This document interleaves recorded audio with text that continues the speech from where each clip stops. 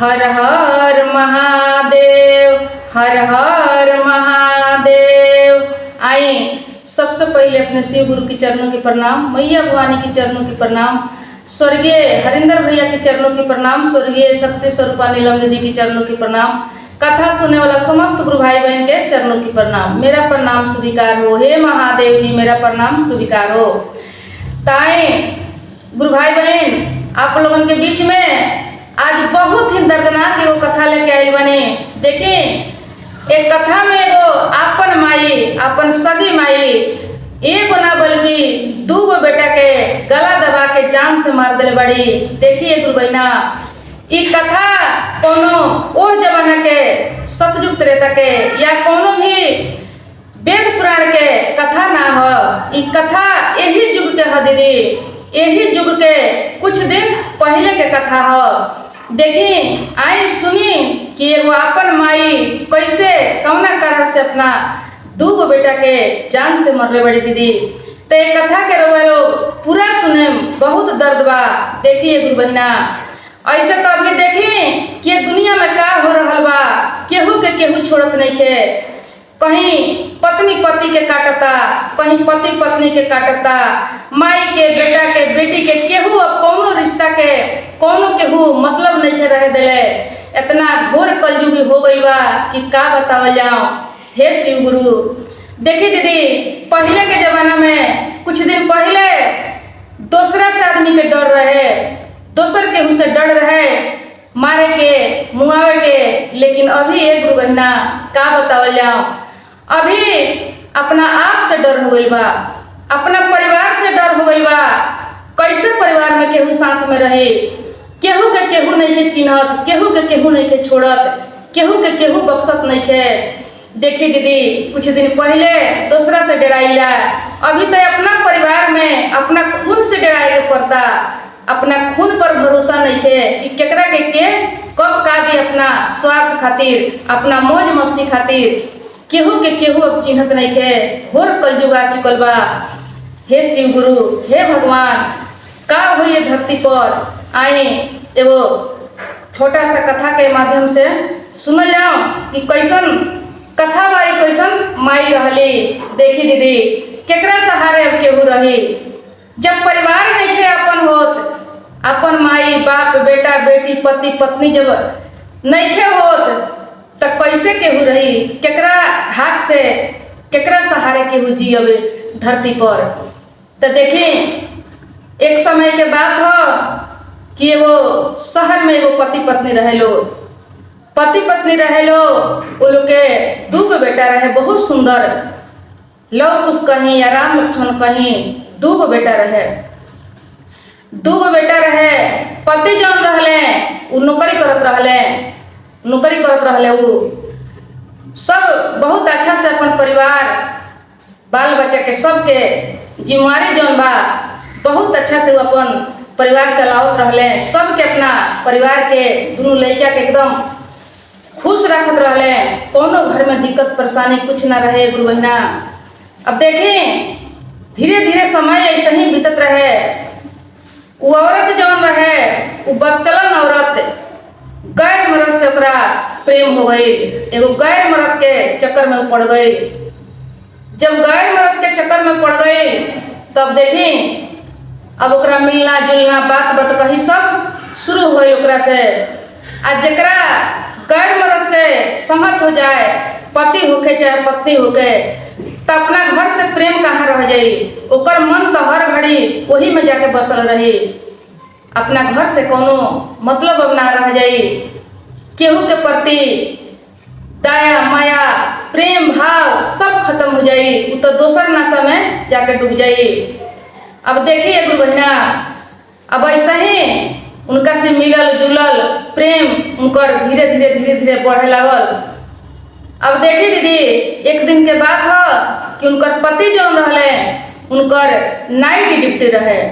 उनकर night duty जब रहे तो इनका बड़ा सुंदर मौका मिलल, बड़ा सुंदर मौका मिलल। का कही कि अपना प्रेमी के ओह रात में बुला ले अपना घर में। सोचली कि पति देव तो हईले नहीं खन, उ तो सवेरे अहन, तब तक हम उनका के अपना घरे में बुला लेता नहीं।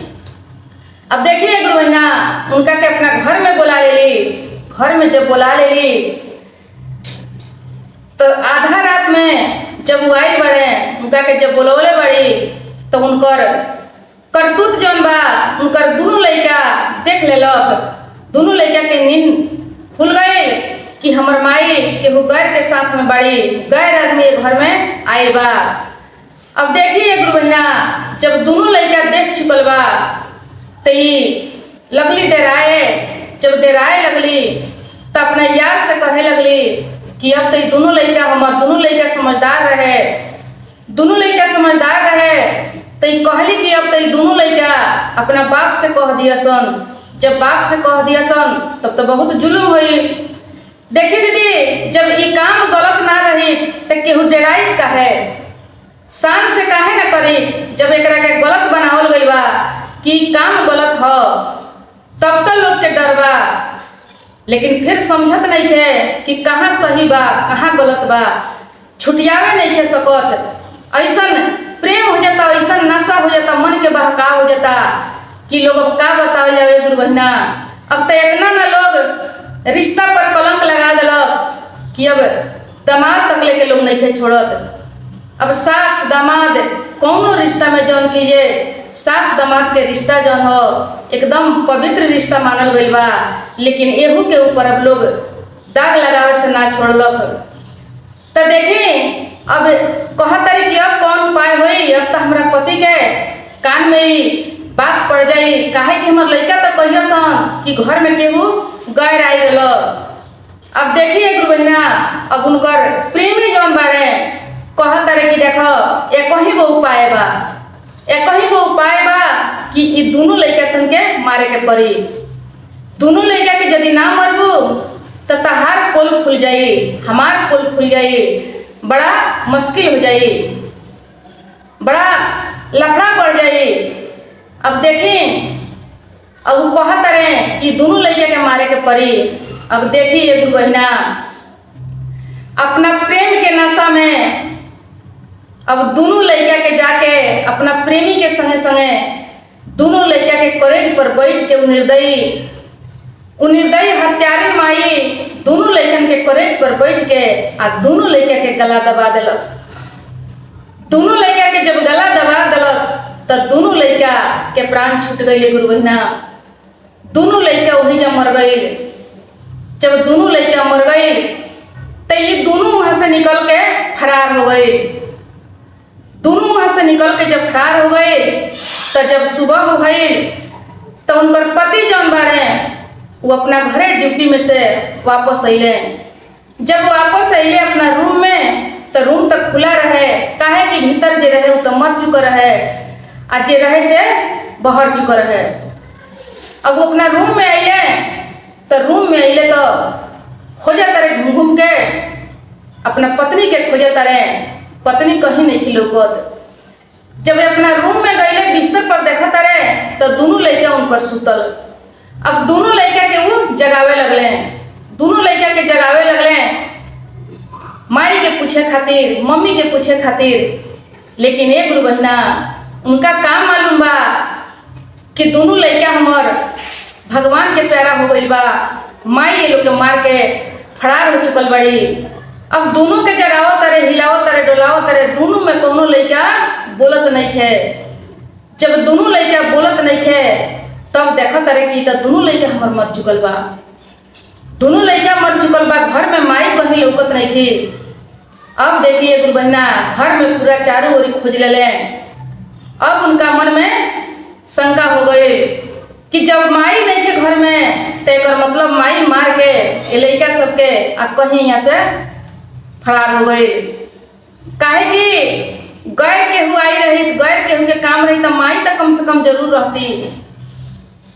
अब वो बहर गई खोजे खातिर, बहर गई जब खोजे खातिर तो एक गुरु बहिना खोजत खोजत जब गईले तो वो लोग भेंटा गए तो लोग पकड़वा देले।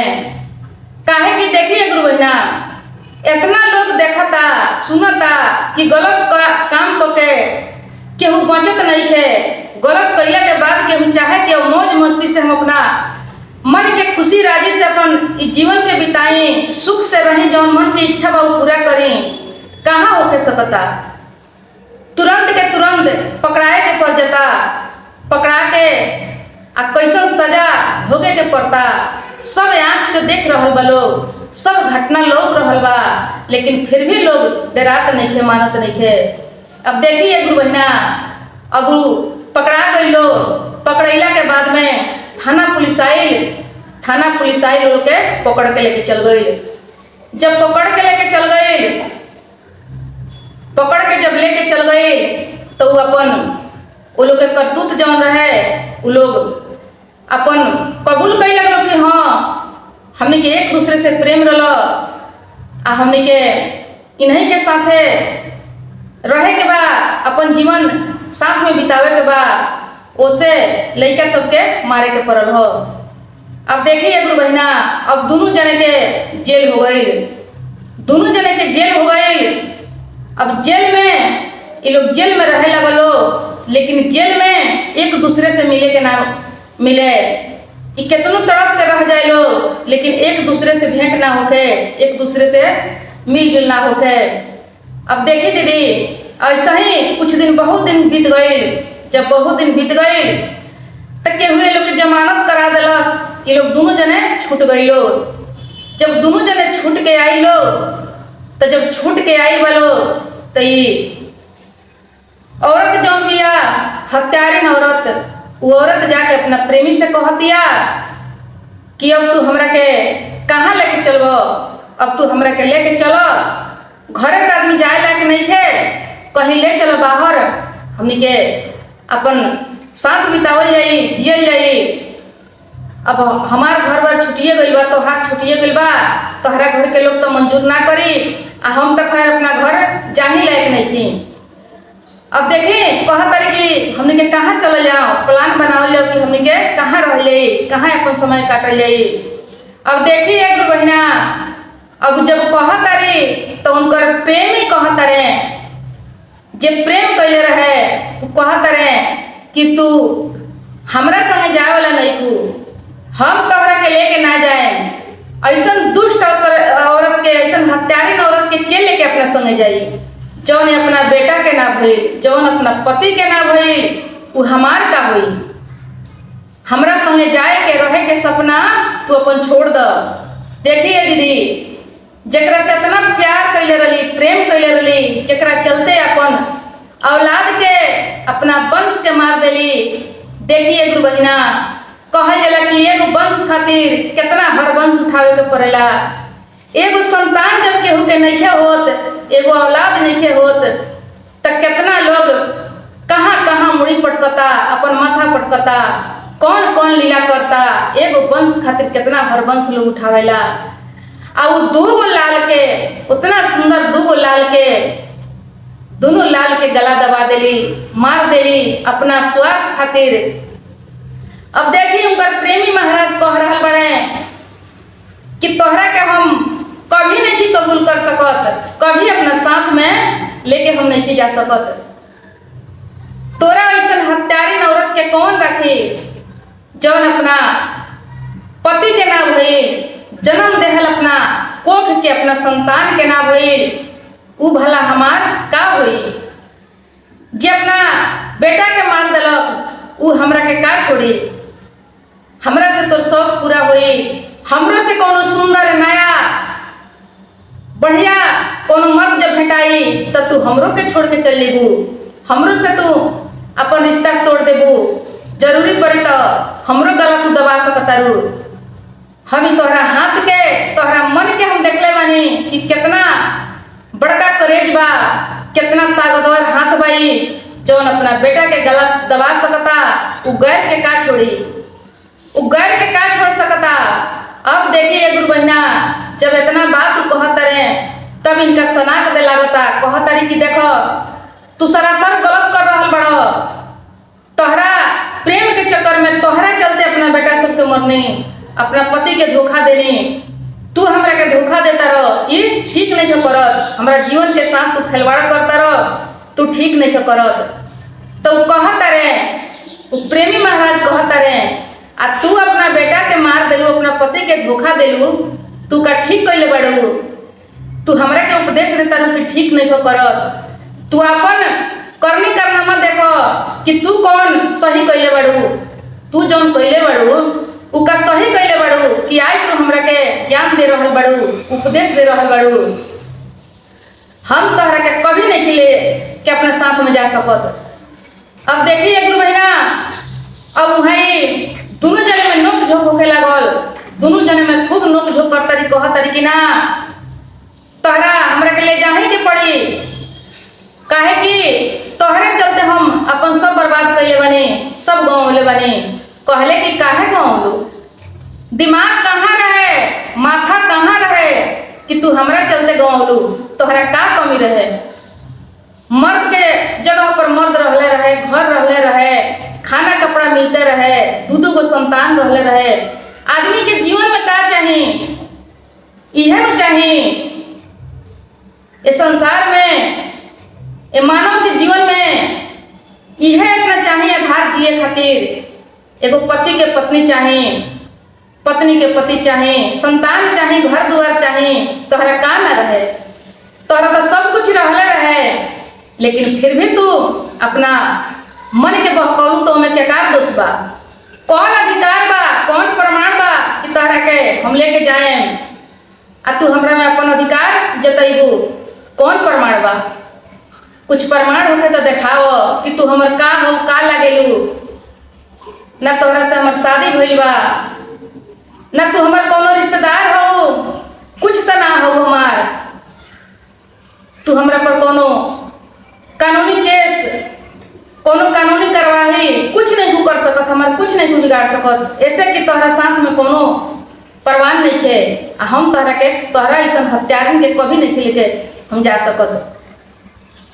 अब देखिए गुरु बहिना, अभी कितनों लाख कोशिश कैली, लाख छटिया तारी की तोहरे चलते सब कैनी, तोहरे चलते सब कैनी।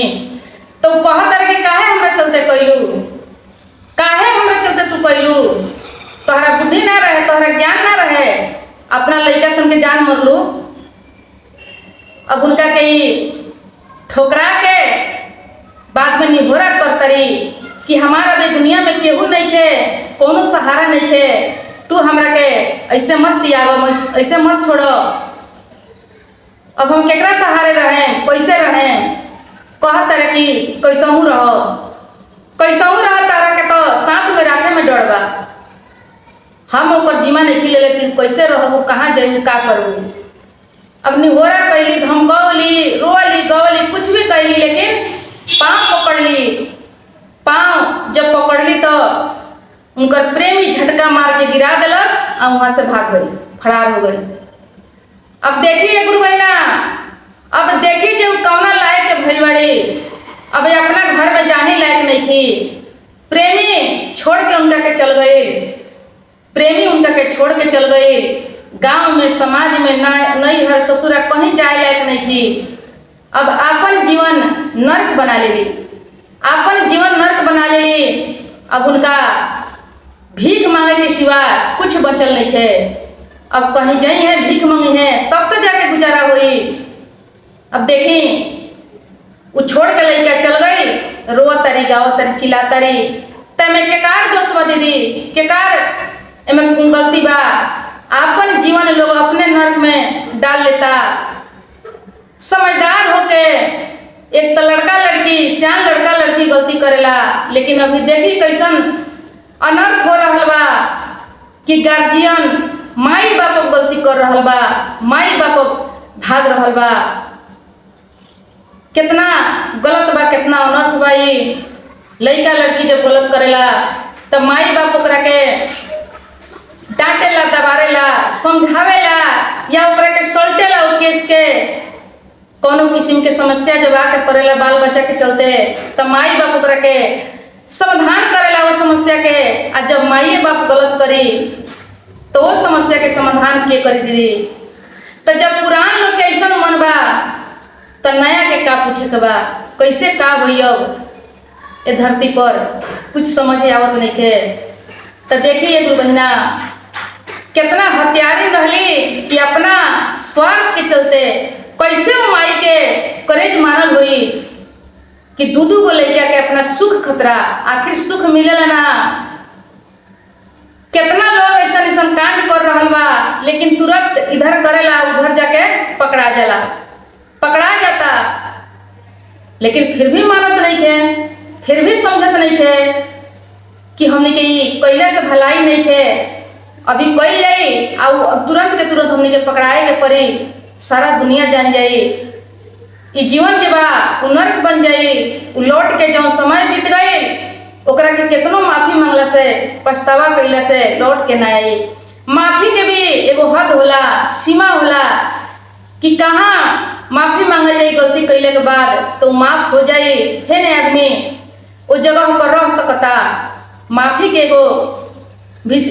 एगो सिस्टम बा कि कौना हिसाब से कौन गलती पर माफी मिले वाला बा, लेकिन केहू हद पार कर देवे, सारा सीमा के पार कर देवे तो कहाँ से माफी हुई, कहाँ से ओकरा स्थान मिली, कहाँ जगह मिली। वैसन वैसन लोग के अपन जीवन जौन बा खुद के नरक में डालता, नरक बनावता, दुख भोगता, एहू जा दुख भोगता। दीदी देखें वो करनी के फल तो तुरंत मिलता कि यहाँ दुख भोगते बा और वहाँ तो रजिस्टर पर चढ़िए गई बा, तो वहू जगह पर दुखे दुख बा। एक जन्म के कहो कि 7 जन्म दुख से छुटकारा नहीं मिले वाला। तो देखिए गुरु भाई बहन, शिव के शरण में आए, शिव के शरण में आके अपना गुरु जी से ज्ञान लें, अपना गुरु जी से ज्ञान लें कि मानव के जीवन कैसे बितावे के चाहिए, कैसे सुख से रहे के चाहिए। ये मन के कस में रखें, कंट्रोल में रखें, ताकि जीवन भर सुख मिले, जीवन भर अच्छा से रहें। ये जीवन बड़ा लंबा चौड़ा बा ये दीदी, 4 दिन के जिंदगी नहीं है। कहल जाला कि 4 दिन के जिंदगी बा, बात सही बा, 4 दिन के जिंदगी बा, लेकिन 4 दिन की जिंदगिया बहुत लंबा बा, बहुत लंबा बा। ए जिंदगी के काटे खातिर बहुत कुछ के जरूरी बा। 4 दिन के सुख में मत जब पड़ी कि 4 दिन हम सुख पा लें, 4 दिन के सुख से पूरा जीवन पार लग जाई। तो 4 दिन के सुख से जीवन पार लगे वाला नहीं है, बहुत मुश्किल बा। देखी जे रोड पर बैठल बा कटोरा लेके, ओकार जीवन देखी। आज जे महल में बैठ के एसी के हवा खाता, ओकार जीवन देखी कितना फर्क बा। तो वो बनावले हो, दोनों अपन अपन बनावल हो कि केहू रोड पर बैठल बा आ केहू एसी के लगे बैठल बा। तो चलिए गुरु बहिना, कथा समाप्त भइल। तब तक प्रणाम, नमस्कार, हर हर महादेव, हर हर महादेव।